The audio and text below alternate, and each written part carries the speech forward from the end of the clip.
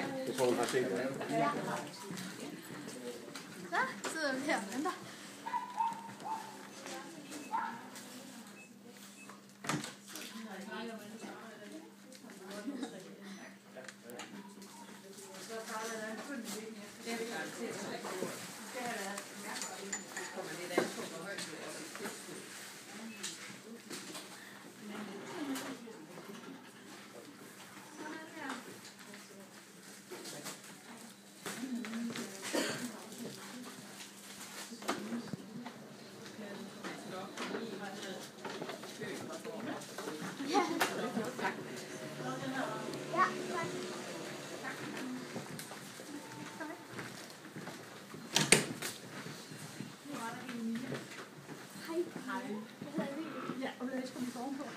Jeg ved ikke, hvad fotografen hedder, men...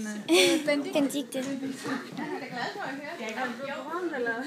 Vi vil sidde mere eller der er en masse fine spørgsmål. Ja, tak. Nogle af de var lidt sjove, men dem må jeg lige ind og slå op en gang. Ja, okay. Ja, helt fint. Har jeg lavet mig som på apotek før? Altså, nej, vi har ikke prøvet at være heroppe før, men vi har... Nej, det er så også mere sådan en private. Okay. Men det er mere som, hvad jeg ved, hvad der er for om dagen. Så vi forstyrrer lige et øjeblik.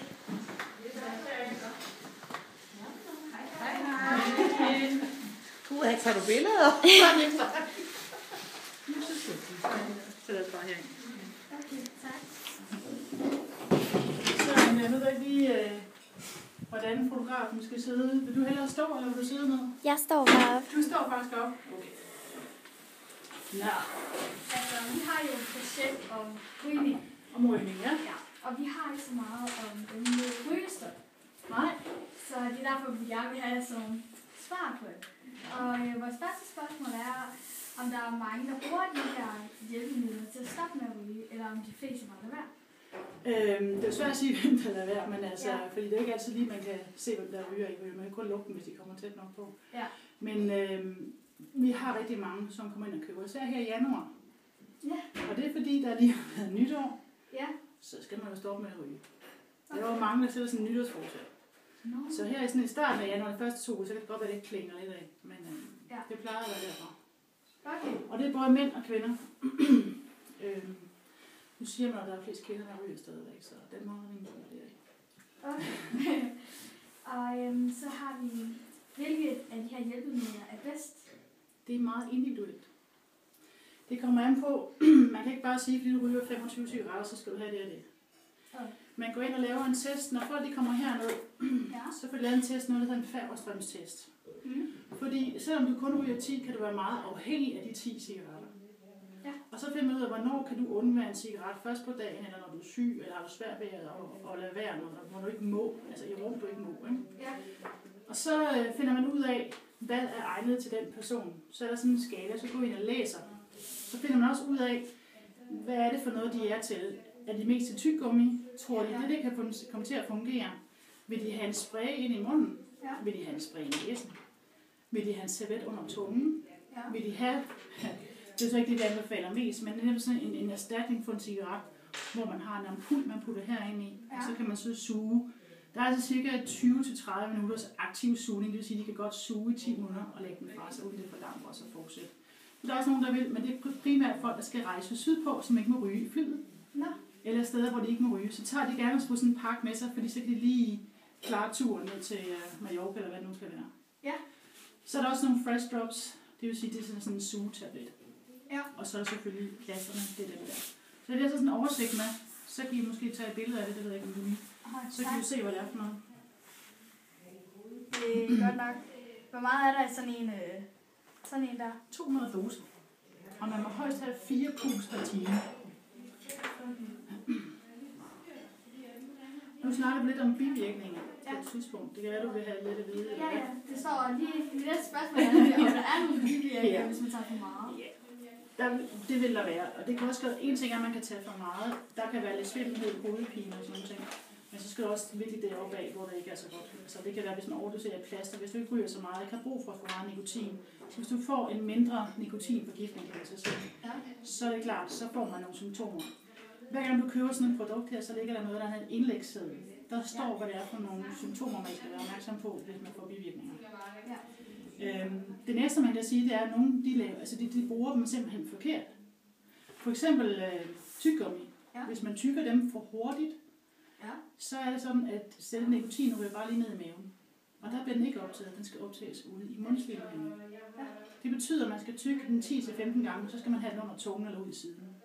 Hvis du tygger for hurtigt, så får man sur mave, altså mavesyge op i det der sure opsted, ikke?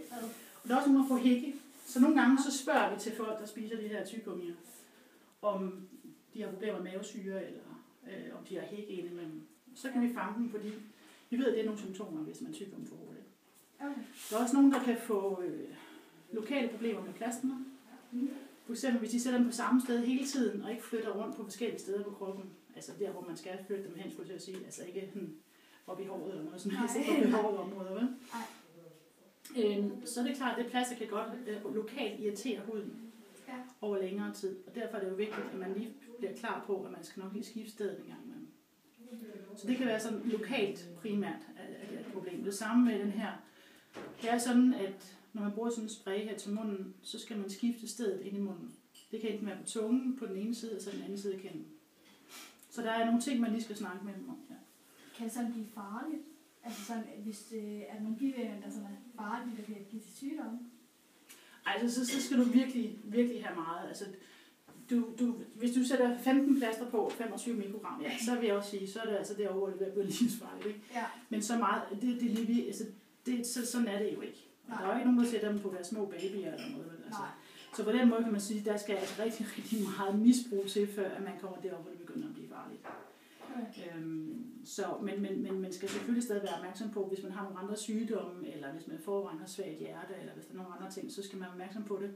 Og så er det som regel samråd med lægen, at man finder ud af, at man skal til over til sådan nogle produkter her. Okay. Ja. Hvor mange plaster skal man til at bruge om dagen? Altså man siger 1 om dagen. Der findes 2 typer på markedet. Den ene, den skal sidde på i 24 timer, og den anden kun i 16 timer. Det vil sige, at den ene, den tager man på om morgenen og tager man af om aftenen. Den anden, den tager man så på om morgenen, og så tager man af næste morgen, og så sætter man en nyt på. Okay. Der kan være nogen, som er natryger, som har svært ved, altså som ryger om natten. De kan nogle gange have gavn af at få sådan 24 timers plaster. Så det er der, det bruger med. Okay.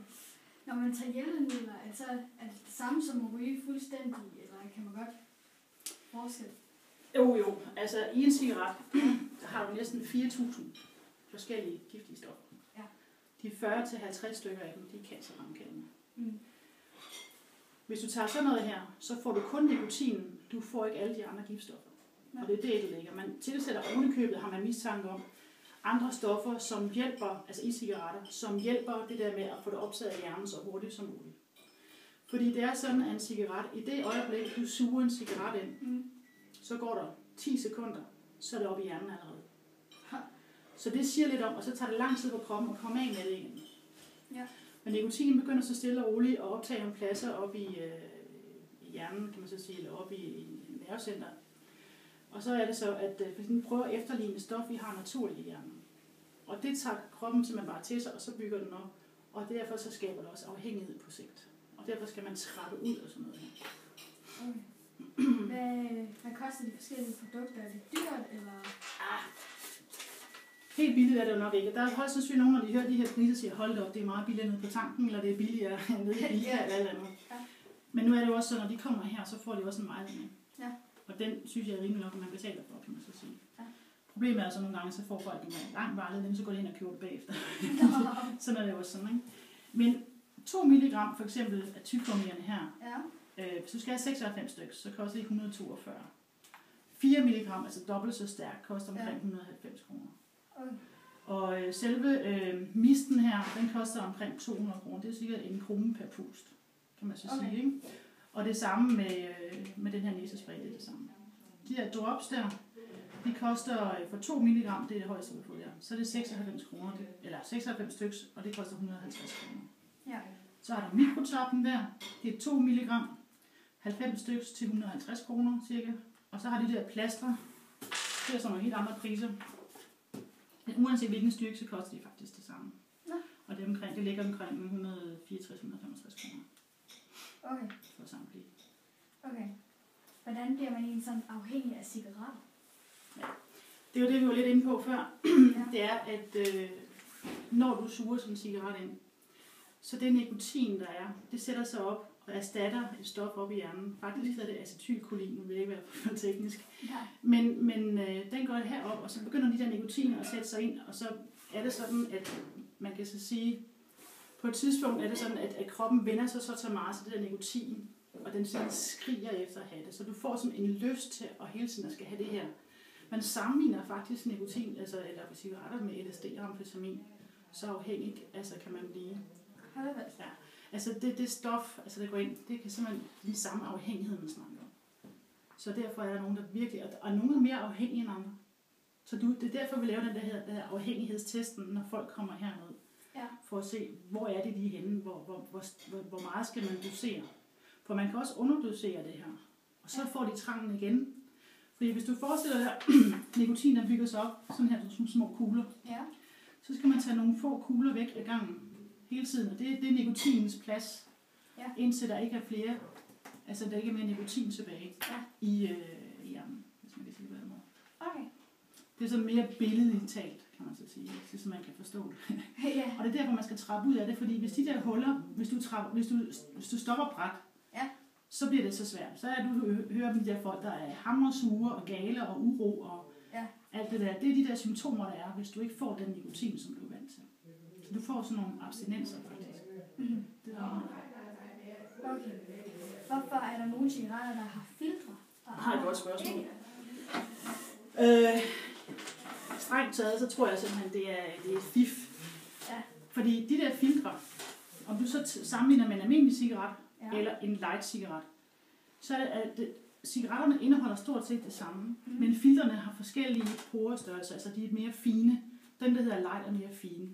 Men problemet er den her problematik, som vi snakkede om, det er, selvom du bruger light-produkter, så får du jo mindre nikotin. Ja. Og så siger rygeren, jamen jeg skal have en til. Så egentlig ryger de flere light-produkter, for at komme op på det samme niveau i nikotin. Det skal rygeren nok selv finde ud af. Det ryger bare mere, hvis de bruger light.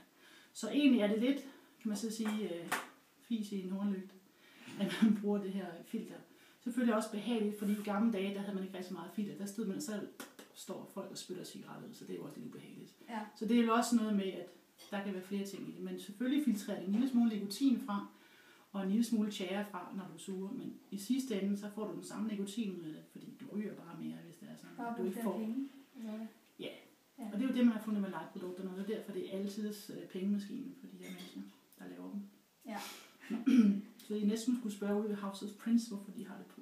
Ja. Det er dem, der laver cigaretter i Danmark. Mm. Vi har ikke flere spørgsmål. I har ikke flere spørgsmål? Nej. Men det synes vi jo er spændende. Ja, mange tak. Og hvis det er sådan, at jeg har nogle ting, jeg har sådan en, der hedder en røgfri bog, den kan jeg også finde på at give til folk, som har taget beslutningen for, at de vil op med at ryge. Ja. Så har jeg helbredsfordele. Ja. Allerede de første 20 minutter, man har stoppet med en cigaret.